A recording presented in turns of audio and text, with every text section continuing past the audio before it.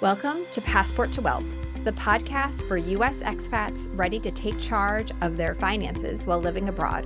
I'm your host, Arielle Tucker, a certified financial planner, enrolled agent, and fellow expat, here to help you navigate the complexities of cross-border life with clarity and confidence. Welcome back to Passport to Wealth. My name is Arielle Tucker, and I'm joined today with Ambi. Ambi is a model, a creator, and actress from Southern California who followed her heart to Naples, Italy in 2022. As an American living in Italy, she shares her journey of building a new life abroad, capturing the beauty, challenges, and everyday adventure of expat life. Through her platform, Travel with Ambi, Ambika inspires others to embrace bold moves, whether that means moving overseas for love, pursuing creative passions abroad, or simply exploring life outside their comfort zone. Ambi, thank you so much for joining us on Passport to Wealth today. Thanks for having me. I'm excited to be here. Okay, so I want to go back to 2022. What actually inspired your move from Southern California to Naples, Italy? So it wasn't a direct decision to move to Naples, but it was a long time coming because when I was still in college in 2018, I had gone to Bali, and of course in Bali there's all these digital nomads, and I was thinking, wow, so cool. I would love to be a digital nomad one day. But then right out of school, I started working. I was working a full-time job, very linear. And then COVID happened. I got laid off. And then I started doing lots of other things. I started modeling, I started acting, I started getting remote clients because I would do web design on the side. I had a pancake business, all this stuff. But I still have on the back of my mind, I want to be a digital nomad. So then in 2022, my ex, he was my boyfriend at the time, he and I decided to get rid of our apartment. We hired an order fulfillment company for the business we had at the time, which meant that we had our hands free. We didn't have to physically be there. And then we went to Mexico. Okay, first stop on the digital nomad adventure is Mexico. And then we came back to California. A few months after that, we broke up. and then I had a moment to think, okay, what I want to do. So I was modeling. I moved in back with my parents, and I was trying to figure out where I wanted to live. But so before I lock into another rental contract, I think I need to go on an adventure. I need to just see the world. I need to think for a moment. So I went to Europe. I booked a one-way trip to Paris. One-way trip to Paris. And that's how it started. So I was bopping around Europe.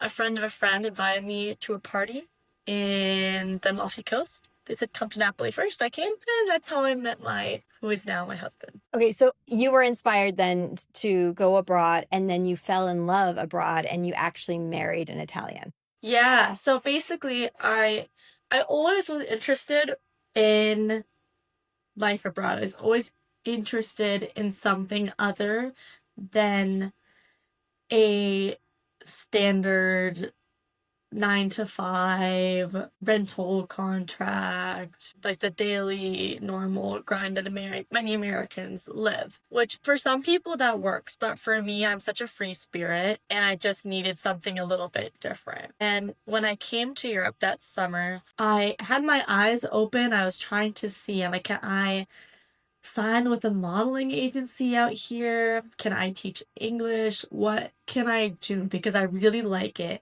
and I would like to stay here. And I kept staying. I thought maybe I'd be there for a month. Then I was there for 2 months. Then I was there for 3 months and I had to go because otherwise I would be illegally there. But luckily I met Marco. I wasn't planning on looking for love. I was planning on being single for a very long time, actually. But it just happened. Oh, So I got great. lucky. I got really lucky. And I just want to point out, because you mentioned you had to leave after month 3. So you're allowed to stay in the EU as a U.S. citizen. You can stay in the EU for 90 days. Now, Yes. that's for tourist purposes. That's That's a not for tourist working. visa. Yeah, it's not for working, but it's for tourists. And so it's 90 days every 180 days, correct? Something like that. But I Yes. just want to Yeah, clarify. yeah, So 90 you days, 100 came days. abroad and you were just a tourist, and I but I literally can tell. just had a backpack. Yeah, okay. And so then you met Marco at a party, and you guys fell in love. And so, I mean, how long did you guys know each other before you started doing this long distance relationship? So, okay, he knew about me before I knew about him because essentially what happened was a friend of a friend had invited me to his party. It was in the Amalfi Coast, but he said, come to Napoli first. This group of Neapolitans were gathering in Napoli, and then we're going to all go to the Amalfi Coast together. And he invited me, and I was like, I mean, it's nice of you to invite me, but also kind of weird considering we've never met. Why are you inviting some random chick to your, like, 30th birthday party with your intimate close friends? And apparently, I don't know, maybe that the idea had come to him on his own, but apparently he was also showing Marco, who's my husband, my Instagram. He's like, oh yeah, I'm like talking to this chick from California. I'm thinking of inviting her to the party. And Marco had also recently broken up with his girlfriend at the time. So he and I were both fairly freshly single. For me, it had been several months, and for him, I don't know, a month or two. Whatever, it doesn't matter. He saw my Instagram. He's like, I need to meet her. Like, you need to make sure she comes to this party. And Wait, so these are people that you haven't met and you are just connecting with on Instagram? As a mother, I am like I terrified. wasn't connecting with them on Instagram. No. Okay. No. So basically, I had actually gone on a Hinge date in Seattle months before this trip had happened. And that was it. We saw each other one time. And then a few months later, this is right when I had booked my trip for Europe, he had texted me and was like, hey, how's it going? And I said, things are going well. Actually, you're from Italy. Do you know anybody from Milan or Paris? Like, I'm going on this trip. I don't know where I'm going, but I do know I'm going to be in these two cities. And he said, yeah, actually, I have a really close friend in Paris. You should, like, message him. Here's his number. So I messaged this friend who's living in Paris at the time, but we didn't end up meeting in Paris because we had different schedules. Then I was in Milan. I was house sitting. I don't know if you know about trusted house sitters. It's a very cool platform. Anyway, so So it worked for you. The house sitting worked for you. Oh yeah, it was great. Cool. Okay. Yeah. So I think it's a really great way to experience living kind of as like a local, because you're in just a local's home, you're taking care of pets, you have a bit of a routine, and you're not spending money, which is really nice. So when you're doing long periods of travel, it can be really helpful. Or if you just want to change the scene, because it just feels like a little bit more authentic of a traveling experience. Anyway, so I was in Milan with these two cats, and the friend who I was supposed to connect with in Paris, he is Italian. So he had asked me, if you're already in Milan, come to the south, vieni al sur, because there's a little bit of a rivalry between northern Italy and southern Italy. So what is the rivalry? Can we go on a side quest? What is the difference really between southern Italy and northern Italy for people who don't know? So okay, I'm gonna try to make this as succinct as possible. Italy, the unification of Italy as a country happened more recently than you would think. And before that, Italy was made up of a bunch of different kind of kingdoms. I don't know what the proper term for it was, but there's kings, and dates back to like the reign of the two Sicilies. So essentially what happened were this is gonna sound like drunk history. I'm not drunk, but it's gonna sound like drunk history if you know it. So there were these dudes who came from the north, and they're like, oh yeah, we're gonna unify Italy. It'll be great. So they come from the north, which didn't have much. All the wealth was in the south.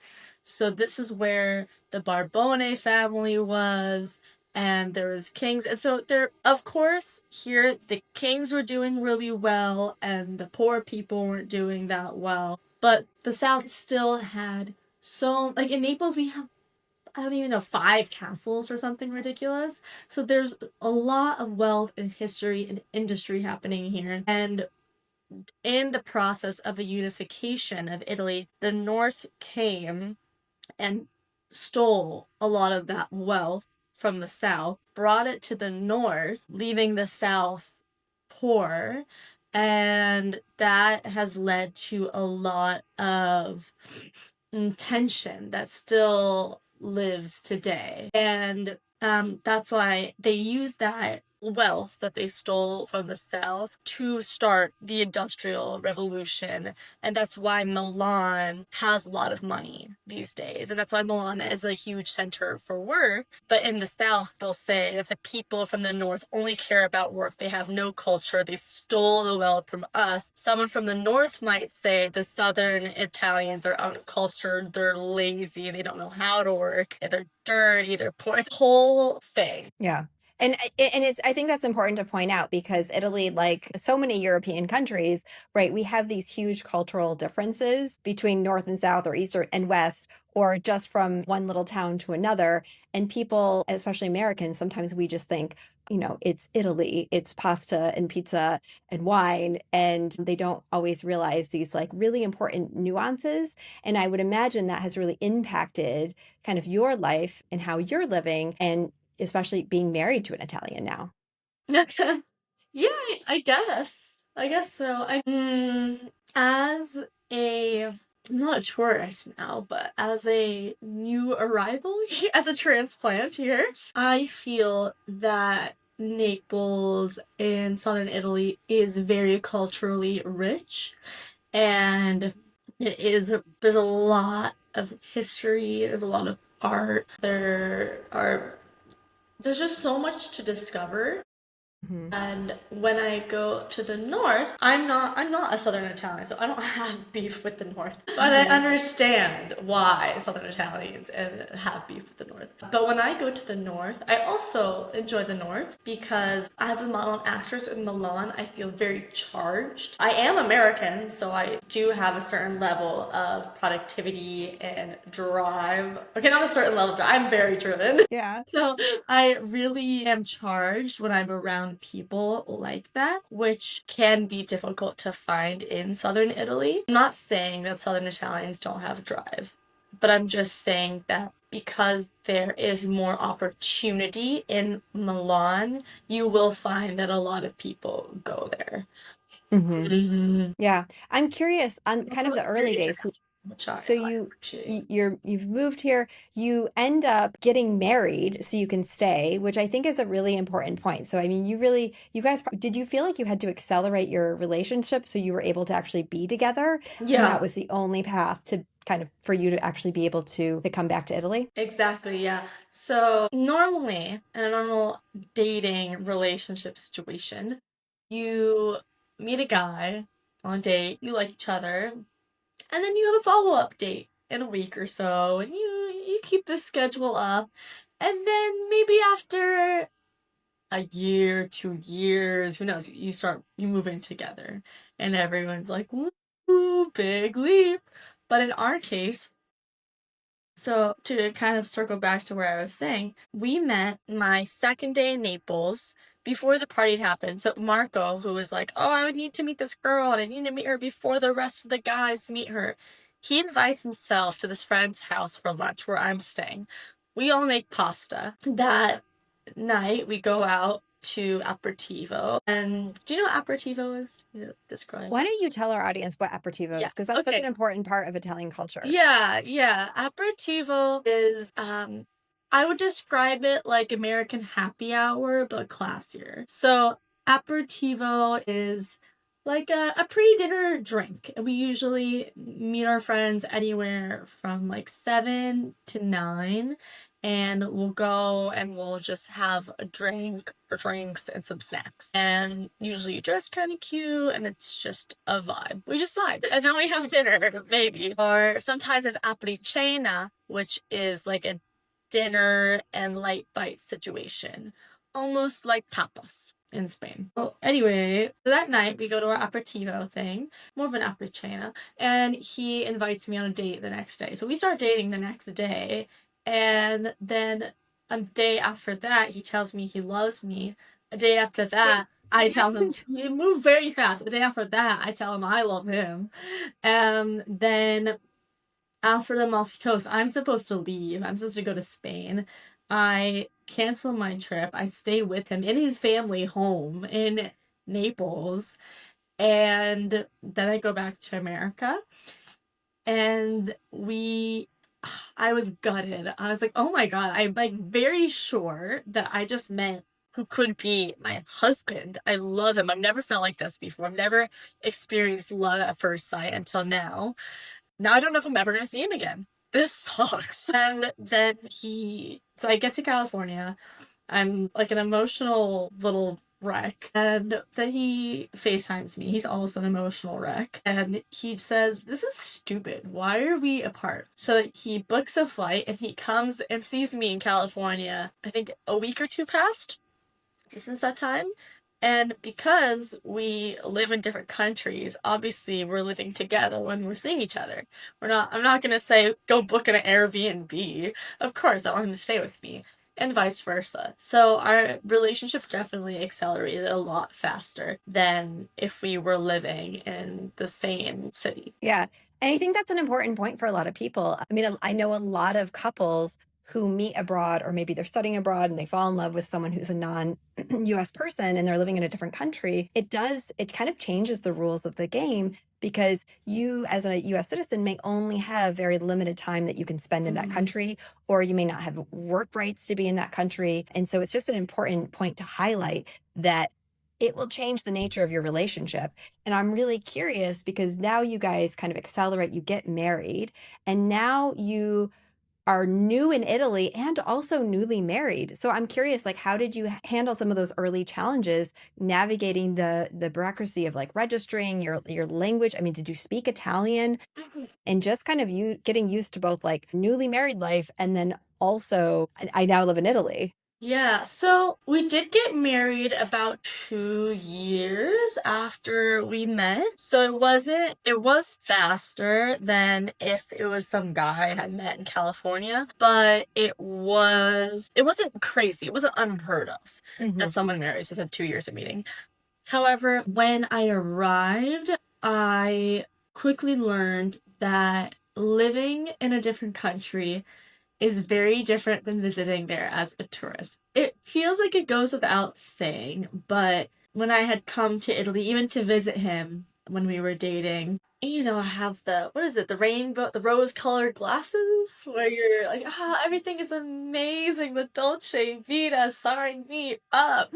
But then when I made the decision to actually move here, it was after Christmas. I moved here so we could celebrate New Year's together because it felt kind of symbolic, like the new year, new me, we're new in Italy. This is a fresh beginning. And it was hard. It was extremely, extremely challenging. I remember talking with a friend who had gone through something recently, and I was still so excited because I was freshly off the plane. And I said, "Oh my gosh, how's your move? How was your first few years in Italy?" And she said, "Honestly, it was kind of traumatic." And I was thinking, a poor girl. I don't have that experience. Oh, it was so traumatic also for me. And for me, a big thing too was I felt like I had just kind of thrown a bomb in my life that I had worked so hard to build, and I moved essentially for a guy. It was also for the adventure because I always wanted to live in Europe. So it was also an opportunity, but I probably wouldn't have picked Naples if I was moving to Europe. And so the reason I moved to Naples, now it's grown on me and I love it, but the reason I moved initially was purely for my love for this man. So when we were just dating, of course, we needed that time to just date, but I also, always in the back of my mind, I was kind of concerned. I was like, I really hope that we are on the same page here, that we're both taking this seriously, because if he thinks we're just like dating around, I don't have time. And so, and I also just didn't really feel like I was a part of the social fabric here. It took me a long time to feel like I was. And when we got engaged, I felt like there was a shift. It is very possible that it was a shift in me and then my energy changed so that I was exuding a different level of confidence or energy. But when we got engaged, I just felt like I was accepted and welcomed more into the society by his family, his high school friends, because it meant I was here to stay. Yeah, I love that so much. And I just kind of want to highlight a few things about your story because I think it's really important to talk about the challenges that when you are kind of imagining, dreaming a place, even in the best scenarios, there's always going to be those periods where it's like, oh, this is a lot harder than I thought it was going to be. I also want to talk about like the weather, right? Even in southern Italy in January, I mean, it's still really crappy weather. Like it's just crappy weather everywhere. Yeah. And you're kind of past all the festival season. And so I think it's important to think about It was a terrible time to move. what month am I moving? What is the weather going to be like? What activities are going to be around? Yeah. And where do I get my energy? I also think it's really special to hear that his family and his friends and his high school, probably his kindergarten friends really, have fully kind of were able to accept you once you got engaged. Because I also hear sometimes, right, from other expats where even when they get married, they still feel that gap, that barrier between them and the family. And it can cause a lot of stress because there's just these huge cultural and sometimes language differences. Now, we're just out of time, so I want to ask you one more question before we go. For Americans who are considering a move to Italy, what is one thing that they should prepare for that might not be obvious to them? I would prepare for the journey to not be linear. So I would go into it with a really open mind because you might end up doing something completely different than what you initially thought you would be doing. You might meet a lot of people along the way that